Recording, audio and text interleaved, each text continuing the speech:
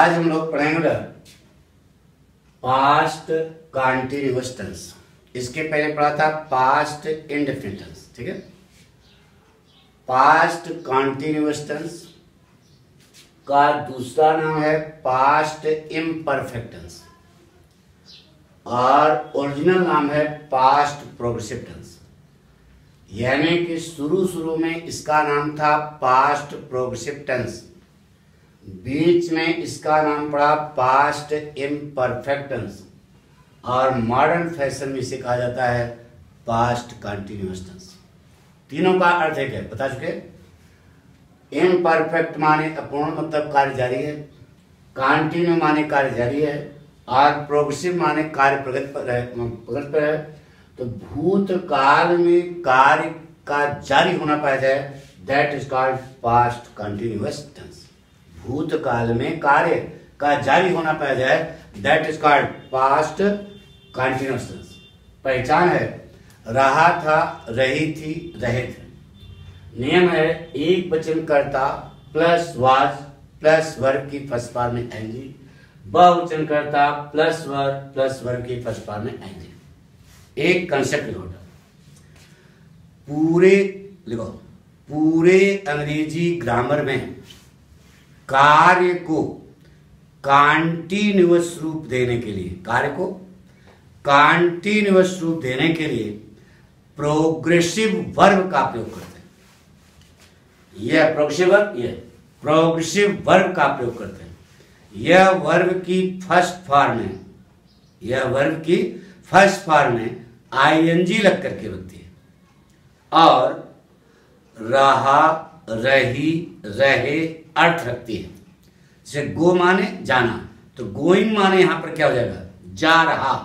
Play माने खेलना, तो प्लेइंग माने खेल रहा, ठीक है। अच्छा गौड़, वर्ब की कितनी फॉर्म होती है? तीनों के नाम बताओ।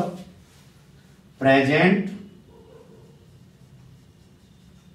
पास्ट और पास्ट पार्टिसिपल। प्रेजेंट माने वर्तमान, पास्ट माने भूत, पास्ट पार्टिसिपल माने क्या होता है? भूत का कृदंत प्रत्यय। यही रटाया जाता है first form, second form and third form, जब इनके नाम है प्रेजेंट, पास्ट और पास्ट पार्टिसिपल। अच्छा गौड़, एक्सिलरीज माने क्या होता था? सहायक क्रियाएं।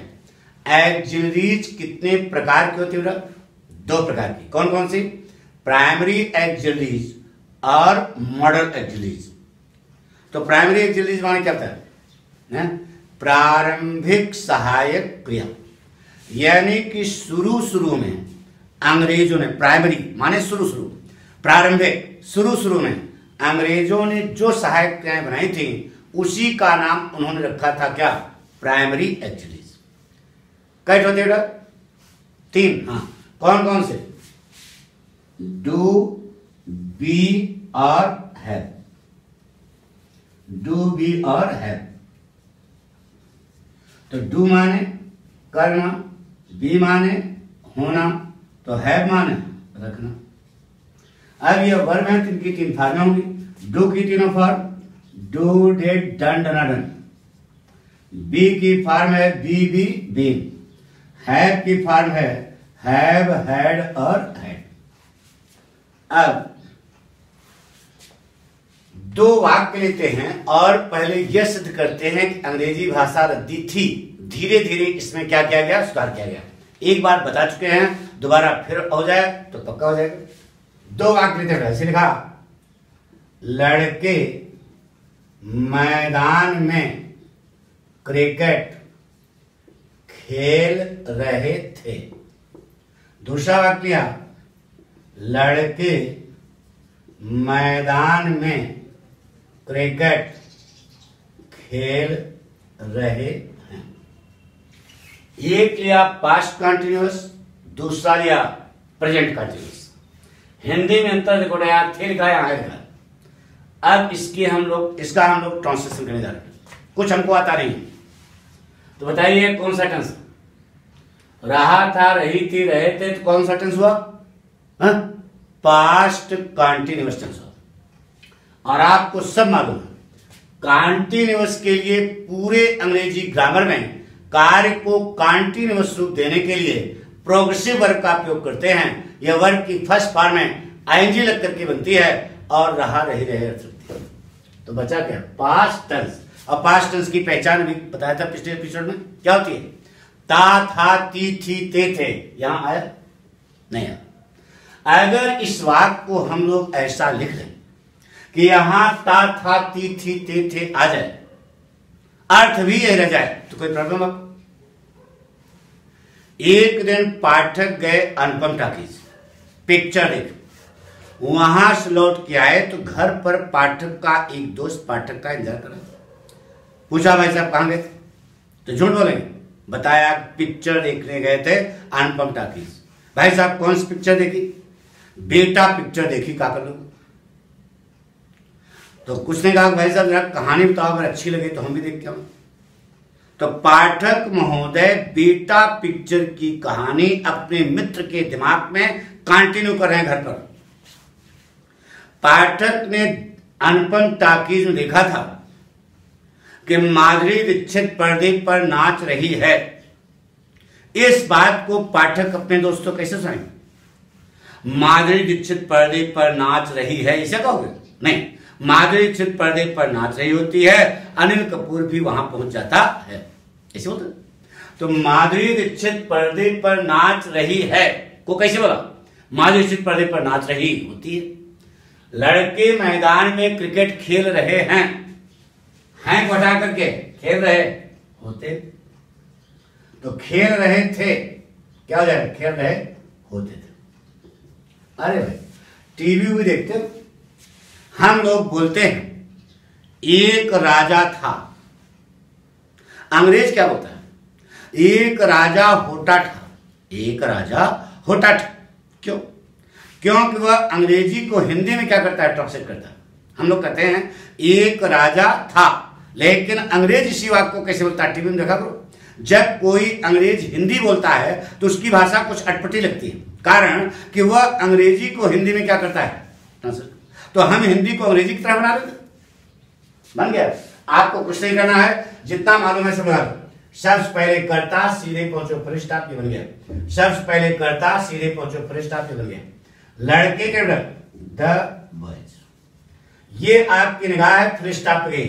ता, था, ती, थी, ते, थे किसकी पहचान? पास्ट की। किस में लगी? होने में। होने की अंग्रेजी बी, तो पास्ट की पहचान है बी की कौन सी फॉर्म आएगी? Past form. अभी उस दिन बताया था जकर्ता के ठीक बाद जैसे पास्ट फॉर्म जो है यह ऑलरेडी क्या होती है? बैलेंस होती है। इसे बैलेंस करने की जरूरत नहीं है, यह फ्लेक्सिबल होती है। तो the boys be past tense हो गया। खेल रहे, खेलने के लिए प्ले, प्ले में रहा रहे लगा बोलो। प्रोग्रेसिव वर्ब क्या नाम? प्रोग्रेसिव वर्ब काम क्या है? कंटिन्यूअस। तो द बॉयज बी प्लेइंग क्या? Cricket in the field.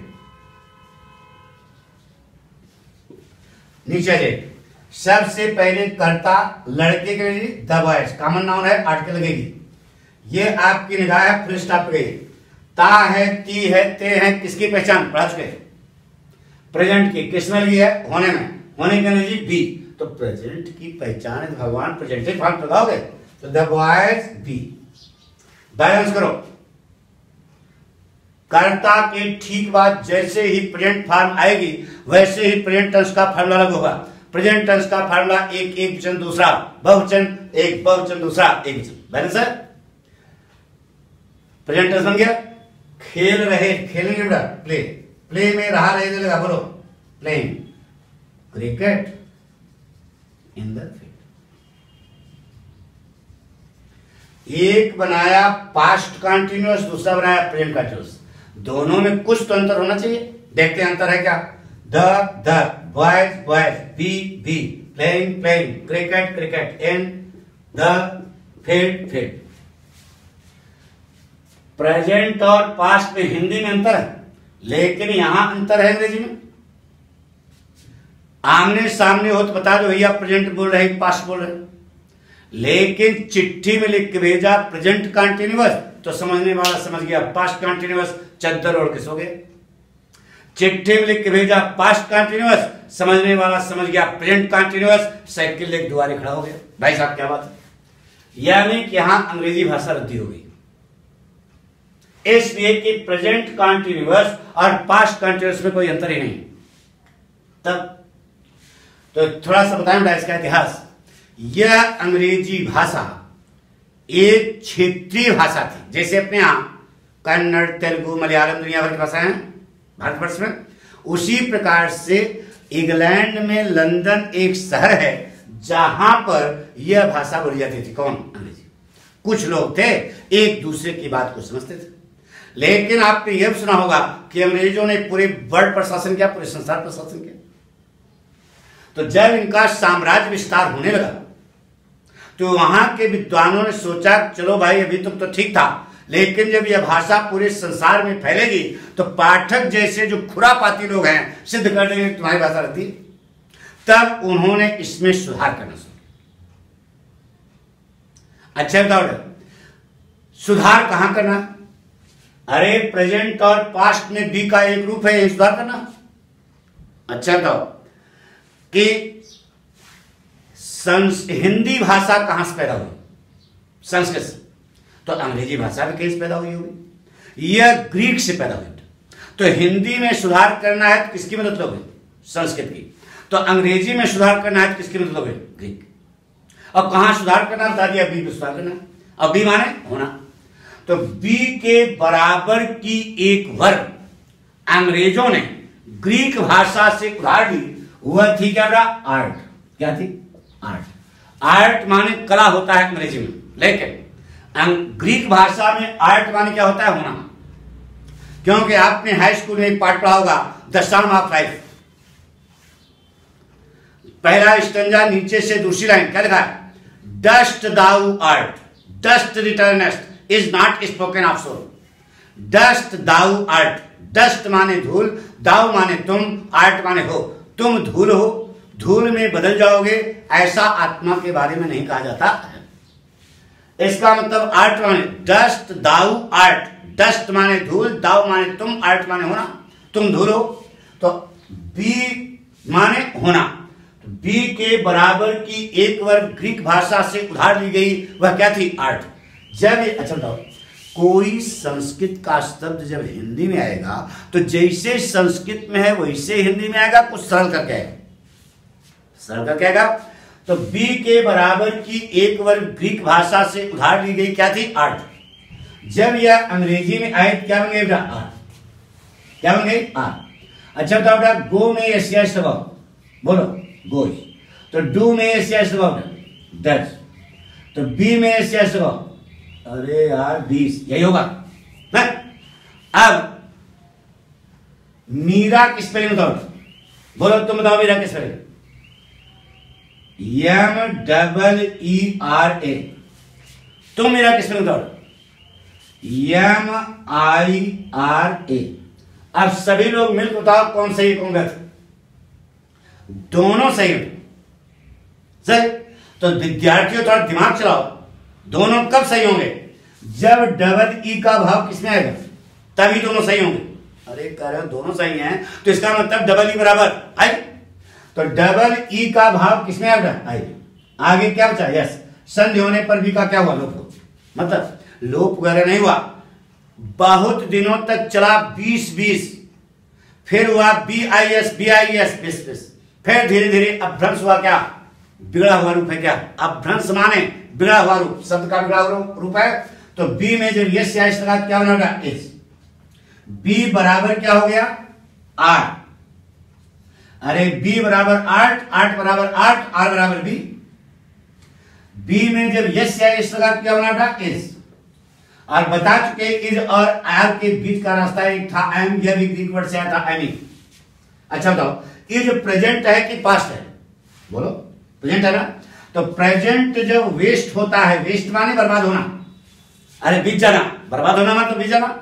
तो इज जब वेस्ट होता है तो क्या बन जाता है? वाज। तो इज जब वेस्ट हुआ तो क्या बना? वाज। और आर जब वेस्ट हुआ तो क्या बन गया? वर।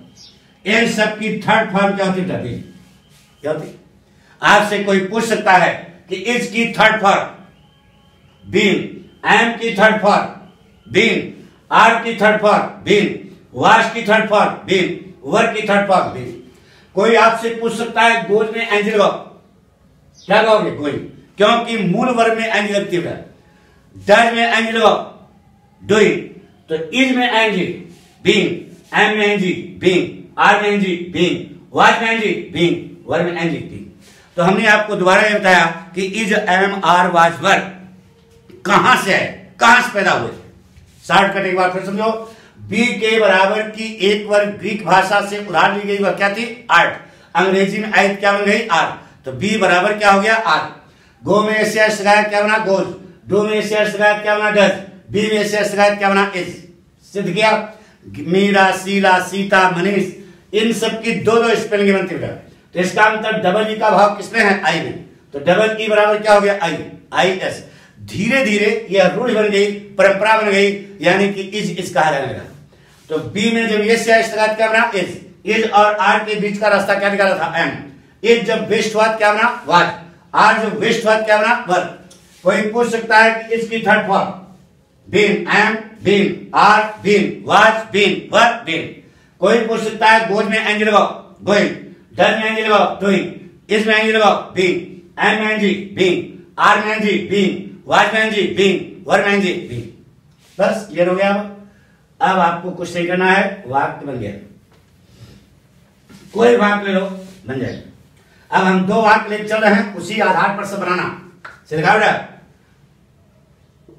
मोहन कमरे में अपने भाई को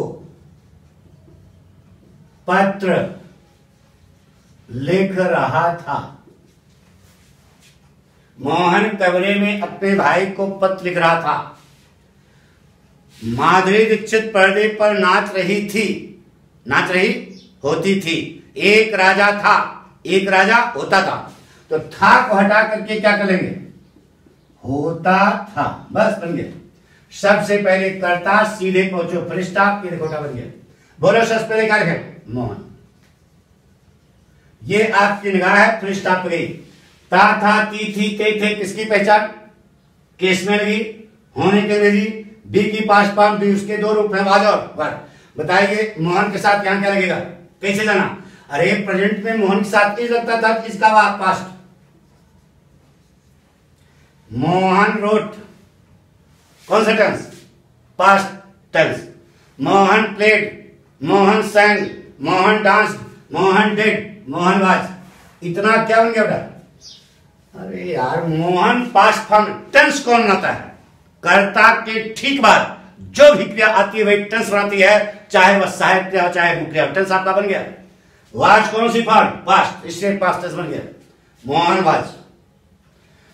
लिख रहा, लिखना क्या बेटा, राइट। राइट में रहा रहने लगा, राइटिंग। नाम क्या है, बोलो, प्रोक्सिवर। काम क्या है, कंटिन्यूअस, बन गया पास्ट कंटिन्यूअस। जथा नामो तथा गुणों से दोगे, मूल वाक्य बन गया। अब आप चाहे जिम्मेदारी लिखो और चाहे पत्र लिखो।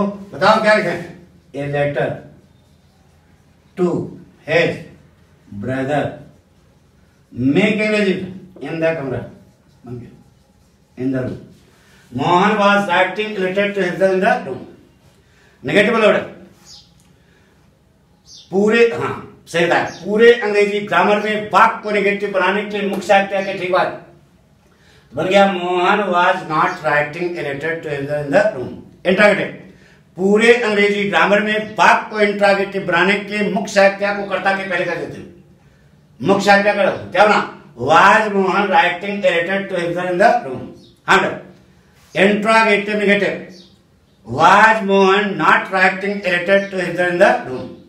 Double interrogative, why was Mohan writing a letter to his brother in the room. Double interrogative negative, why was Mohan not writing a letter to his brother in the room. एक वाक्य कितने वर्ड है, 6। Affirmative, negative, interrogative, interrogative negative, double interrogative, double interrogative negative. एक और जैसे कहा लड़कियां बगीचे में फूल तोड़ रही थी, तोड़ रही थी। माधुरी दीक्षित पर्दे पर नाच रही थी, तो माधुरी दीक्षित पर्दे पर नाच रही होती थी। लड़कियां बगीचे में फूल तोड़ रही थी, बोलो, तोड़ रही होती थी, बस बन गया। सबसे पहले कर्ता सीधे पहुंचो, फुल स्टॉप। लड़कियां ने द गर्ल्स, ता था ती थी ते थे किसकी पहचान? पास्ट की। किसमें लगी? होने में। होने के अंग्रेजी बी।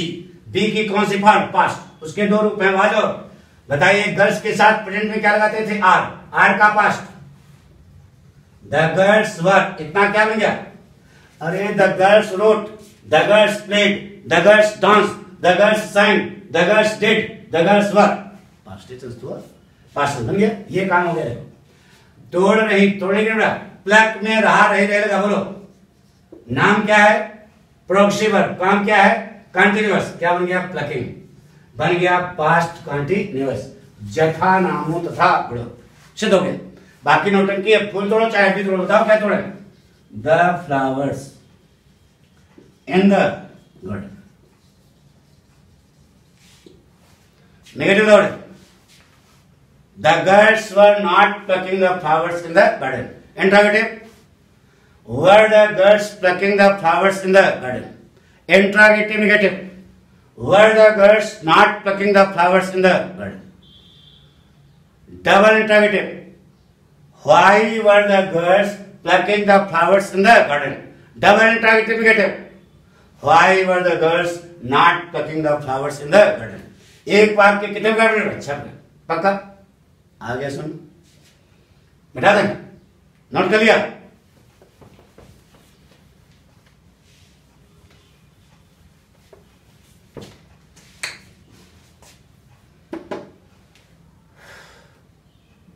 रिकॉर्ड है।